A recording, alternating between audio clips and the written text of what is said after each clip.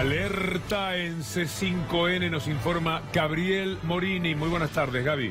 Muy buenas tardes. En una hiperactiva jornada, la Corte Suprema de Justicia revocó la decisión de la Cámara Nacional Electoral referida a la candidatura de Carlos Saúl Menem, el expresidente que había sido impugnado para participar de la PASO como precandidato a senador por La Rioja.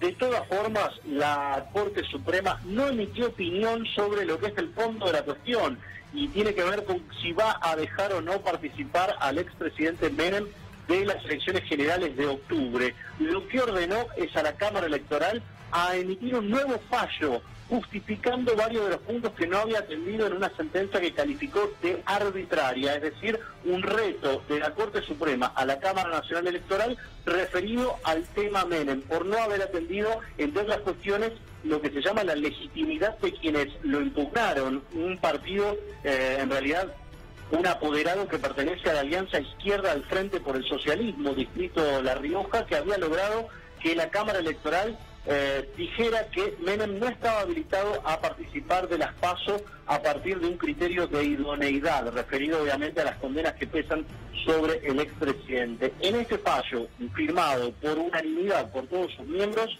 la Corte revoca esa sentencia de la Cámara Nacional Electoral, pero a su vez le indica que se vuelva a expedir antes del plazo de finalización del cierre de listas con miras a octubre, y considera que no va a analizar hasta tanto reciba un nuevo fallo la cuestión de fondo, que quiere decir si Menem está o no habilitado a participar como senador por La Rioja, atento a los expedientes judiciales que hacíamos referencia, principalmente la condena por la causa de contrabando de armas a Ecuador y Croacia. Esta decisión es muy relevante, aunque no define el misterio que hay en torno a si Menem va a poder competir o no en las elecciones generales de octubre como candidato a La Rioja, o si por el contrario va a ser inhibido de participar, va a ser impugnado definitivamente y no podrá presentarse como candidato a senador. Gracias, Gabriel. ¿Qué más aportamos a esto, doctor Darío Villarruel?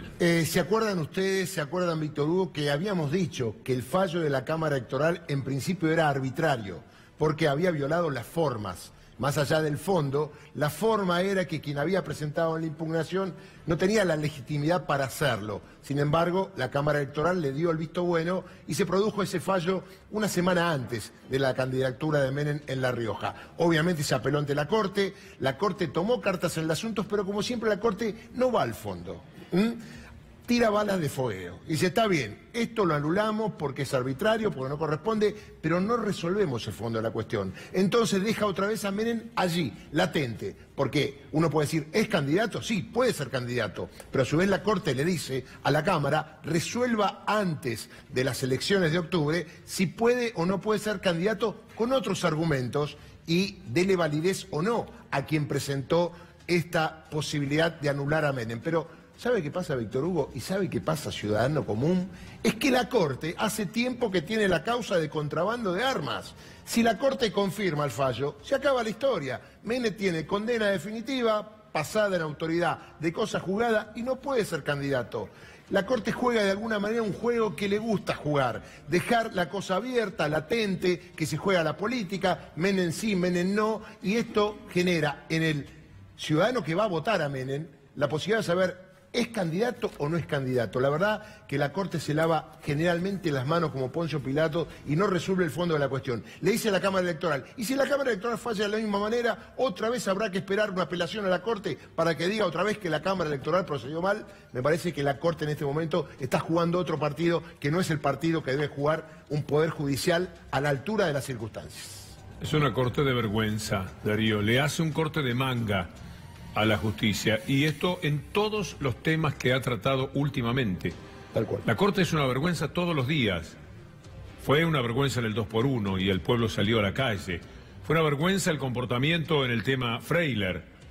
Es desastroso lo que hacen con Facundo Jones Guala, sometiéndolo, permitiendo que lo sometan a un juicio del que ya la Corte se ha expedido. La propia Corte le buscó otra vuelta, porque como los medios de comunicación dominantes, diabólicos, mafiosos, han estigmatizado a los mapuches y a Facundo Jones Guala.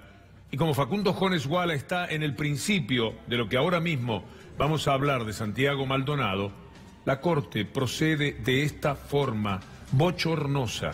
Pero tenemos a Santiago Maldonado.